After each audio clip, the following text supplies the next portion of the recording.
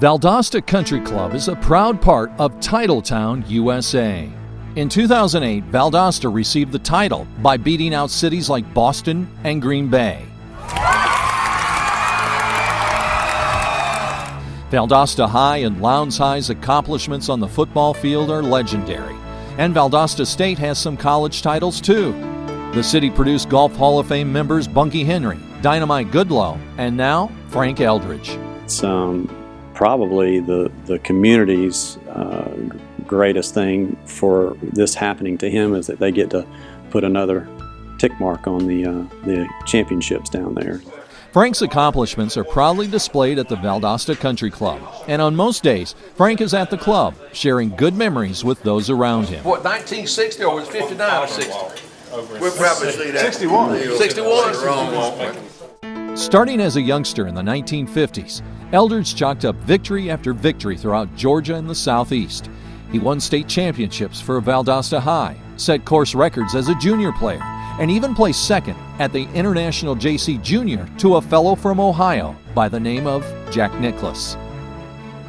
I didn't play with him, but I'm sure based on everything I've seen and heard, he was good.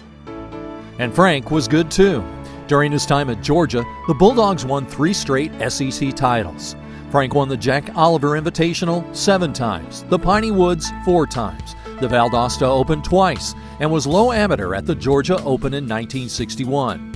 He was also a 6-time member of the GSGA Challenge Cup team and a member of the GSGA Board of Directors.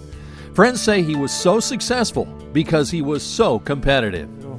He could look a guy in the eye, dead in the eye, and say, "You ain't gonna beat me today, and you ain't gonna beat me today in this tournament."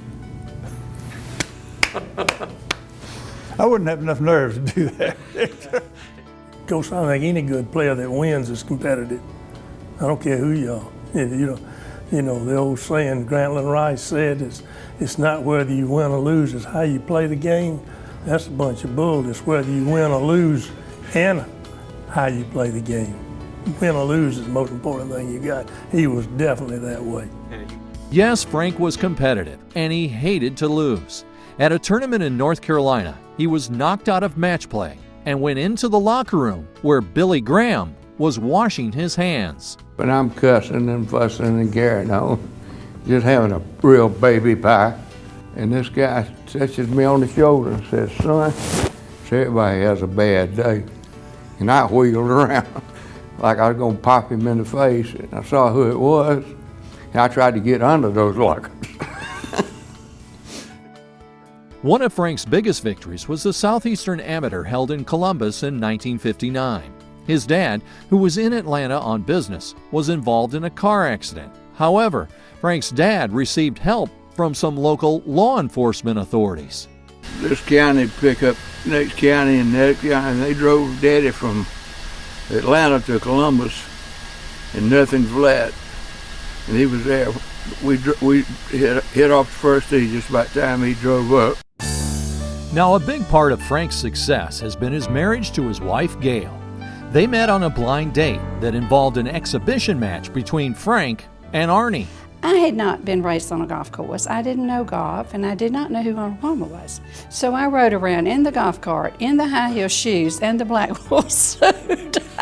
And what was so neat about it is he called me back twice after that, and I had dates. So 2 years later, he calls me again. And we were engaged in 3 months and married 3 months later. So Arnold Palmer and that event was memorable for our marriage. And according to Gail, golf was responsible for a growing Eldridge family. And so he took me to play golf. And very soon after that, I was pregnant, so I didn't have time to go back out and play again. I did not enjoy the golf. And then the next time I played again, he said, "Well, come on, we'll go back out." This was after the first child, because they were very close together, and I played, and then very soon after that, I got pregnant. So he sold the golf clubs. He said, "That's it, no more golf, no more babies." Today, Frank and Gail enjoy spending time with family and friends. He doesn't get to play that much anymore, but if you're ever around Valdosta Country Club, take a look at the range. you might be lucky enough to witness the sweet swing of Frankie Eldridge, one of the true champions of Titletown, USA.